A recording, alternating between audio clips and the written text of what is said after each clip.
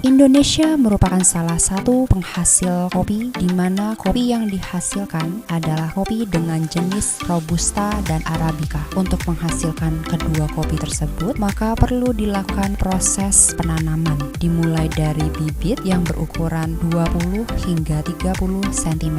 Bibit kopi tersebut kemudian ditanam di area pegunungan laut dengan ketinggian 400 hingga 900 di atas permukaan laut. Adapun suhu yang baik untuk pertumbuhan kopi yaitu berkisar antara 21 hingga 24 derajat Celcius, di mana curah hujan yang baik untuk pertumbuhan kopi tersebut adalah berkisar 1.500 hingga 2.500 mm per tahun, dan juga di bulan kering antara 1 hingga 3 bulan. Lama pertumbuhan kopi dari bibit hingga pemanenan pertama kurang lebih sekitar 2 tahun. Kopi yang sudah ditanam kemudian perlu dilakukan proses pemanenan, dan baik penanaman maupun cara pemanenan yang baik itu akan mempengaruhi kopi yang dihasilkan.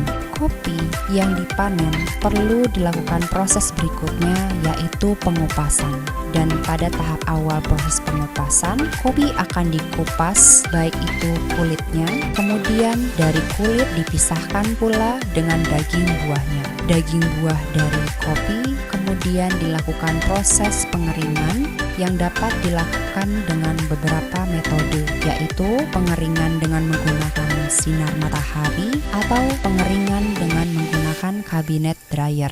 Kedua proses tersebut dapat dilakukan hingga kopi benar-benar kering.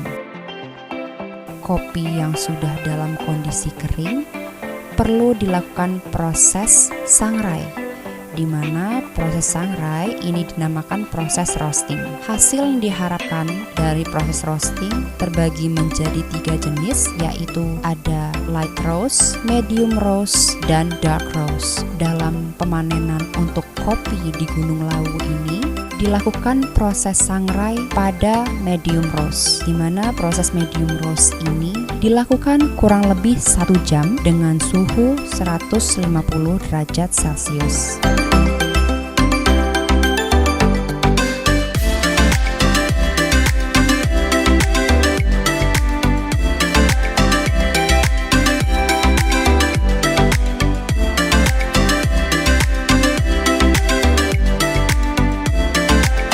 Kopi yang sudah melalui proses penyangraian perlu dilakukan proses penggilingan untuk pengecilan ukuran dari kopi sehingga bisa dinikmati lebih lanjut. Proses penggilingan dilakukan dengan menggunakan mesin giling kopi, dan kopi yang dihasilkan akan berada dalam bentuk bubuk. Apabila kopi dimasukkan ke dalam proses yang ada di seperti kafe ataupun di tempat minum kopi pada umumnya, biasanya bubuk yang telah dihasilkan dibentuk terlebih dahulu, kemudian diseduh dengan alat penyeduh kopi, sehingga kopi dapat dinikmati langsung dengan diseduh menggunakan air hangat.